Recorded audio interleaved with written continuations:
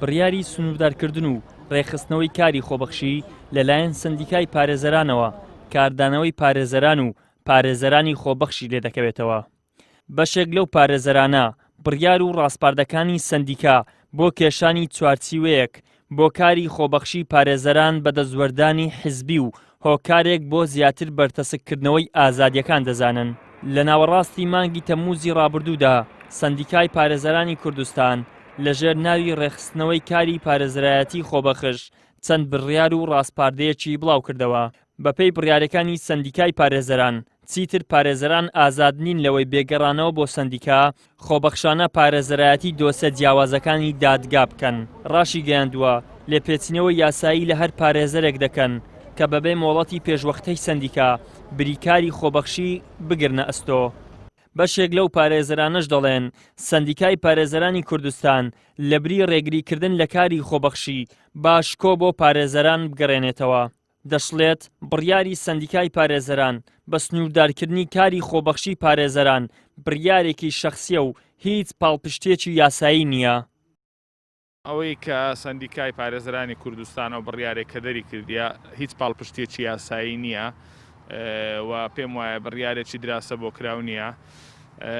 تەنانەت سندیکای پارێزەرانی کوردستان پێم وایە دەیەوێ ئەو کێشە گەورانەی کە هەیە لەسەر سندیکا مەسەلەی کۆنگرە و دواکەوتنی کۆنگرە و کۆمەڵێک شتی گەورەتر هەیە پێویستە سندیکای پارێزەرانی کوردستان پێشم مەوزوعیبیکان نەیکردیە. ئەوەش مەسەلەن داهاتی سندیکای پارێزەرانی کوردستان دیار و ڕوون نییە. موچەی ئەندامانی ئەنجومەنی سندیکا بە نەقیبەوە موچە چ خەیاڵیە دەبابیری لەوە بکەنەوە کە ئەو موچەیەکە بکەنەوە. کاری خۆبەخشی شتێکە لە بینی خوای گەورە و لە بینی خودی خۆت، یعنی هیچ چوارچێوەیەکی یاسایی ناتوانێت مەسەلەی کاری خۆبەخشی. خۆی ئەو بڕیارێک کە داوێتی ئەو بڕیارێکی پێچەوانەی یاسایە. ئێمە کە ئەندامی سندیکای پارێزەرانی کوردستانین و زائیدەن سندیکای پارێزەران پێکاتوە لە خێزانێکی یاسایی خێزانێکی قانونی. یعنی تو کێشەکە لەوەیدا خێزانێکی یاسایی یاخود خێزانێکی قانونی بێ شتێکی غێری یاسایی بکاتن. تو لە یاسای پارێزەرانی کوردستان تەیە. لە یاسای پارێزەرانی کوردستان هیچ دەقێک نهاتۆ بە مادە برێکا کە پارێزەر دەبی بەو شێوازە کاری خۆبەخشی بکە بەو شێوازە نێکە. ئێمە ئەو کارە خۆبەخشی دەکەین تەنها شەشی ویژدانیە. شەشی ویژدانی و ئینسانیە دەیکەین.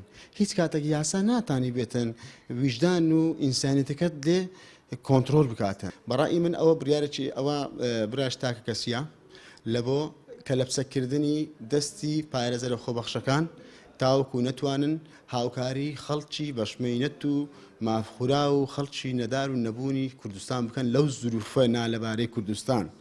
ئەگەر تو مافی ئەو پارێزەران گەڕاندەوە کەوا من 11 ڕۆژ دەستگیر کرام کەواتە ئێستا ناتوانانی بە ئاسایشی بڵێ کاکە بۆچی دەستگیرت کردووە جوابی داواکاریەکەت نایەتەوە. تو هاتی ئەو کارە ئینسانی ئەو کارە ویژدانی خۆم دەیکەم بۆ ئەوی خەڵک نەبوون و نەدارە هاوکاری بکەم ئەو مێڕادەگری من بەڕاستی هیچ ئیلتیزامەش پێ ناکەم.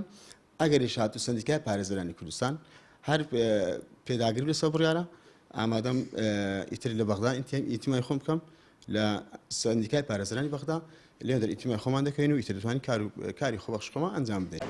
بەو پێی زۆربەی ئەو دۆسیانەی پارێزەران بە خۆبەخشی دەیگرنە ئەستۆ پەیوەندیدارن بە پێشەلکاریەکانی حکوومەت و دەسەڵات و بەشێک لەو پارێزەرانەش بە شێوەی خۆبەخشی و ڕوبەڕووبوونەوەی پێشەلکاریەکان دەیگرنە ئەستۆ. بڕیارەکانی سندیکای پارێزەرانیش بۆ سنووردارکردنی کاری خۆبەخشانە بە جۆرێک لە دەستوەردانی دەسەڵات و بەرتەسکردنەوەی زیاتری ئازادیەکان لێک دەدرێتەوە. لە دوای دەست بەکاربوونی ئەم کابینەی حکوومەت ئازادیەکان بە جۆرێک بەرتەسکراونەتەوە نە ئەندامانی پەرلەمان و نە پارێزەران و نە هیچ چین و توێژێکی تر توانی ویانە بە ئاسانی و بەبێ دروستکردنی بربەست قسە و هەڵوێستەکانیان ڕابگەیەنن.